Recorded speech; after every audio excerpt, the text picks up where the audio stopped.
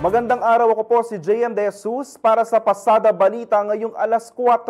Mas matutugunan na ang pangangailangang pangkalusugan ng mga guro at mag-aaral sa programang inilunsad ng Department of Education Region 3. Isinagawa ang Yaman ng Kalusugan o Yakap Caravan sa San Agustin Integrated School, Annex City of San Fernando, Pampanga nitong August 18, 2025. Kasama ang One Life Clinic ng DepEd, proyekto na siyang naghatid ng mga personnel, equipment at mga serbisyong medikal sa naturang lugar. Tututukan ng programa ang pangangalaga sa kalusugan at wellness ng mga teachers, mag-aaral, kawani ng paaralan, maging ng kanilang pamilya. Mas pinaayos at pinahusay na bersyon ng PhilHealth Consulta Program ang Yakap Caravan.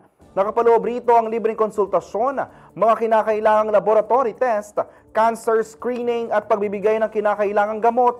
Bukod dito, hangad ng programang ito ang maagang pagtuklas at pag-iwas sa mga sakit upang mabawasan ang gastusin ng mga miyembro ng PhilHealth at kanilang dependent sa pagpapagamot. Ayon sa DepEd Region 3, halimbawa ng pagtutulungan ng pampubliko at pribadong sektor ang Yakap Caravan upang suportahan ang universal healthcare. Sa pamamagitan ng pagdadala ng serbisyong medikal sa paaralan, mas magiging abot kamay ang mga serbisyo para sa mga guro, magulang at mga mag-aaral. Dumalo rin sa paglulunsad ng mga tauhan mula sa Schools Division of San Fernando, mga estudyante at kanilang pamilya.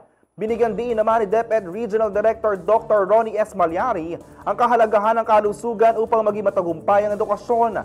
Katuparan raw ang Yakap Caravan sa pangako ng DepEd na holistic development kung saan ang malakas na kalusugan ay mahalaga para sa mga mag-aaral at sa kalidad ng kanilang pamumuhay.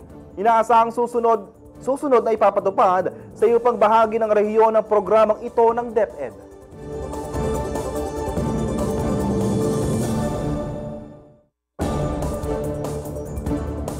Abangan ang iba pang mga balita mamayang alas 6 ng gabi sa CLTV 36 News. Ako po si JM De Jesus. Magandang araw po.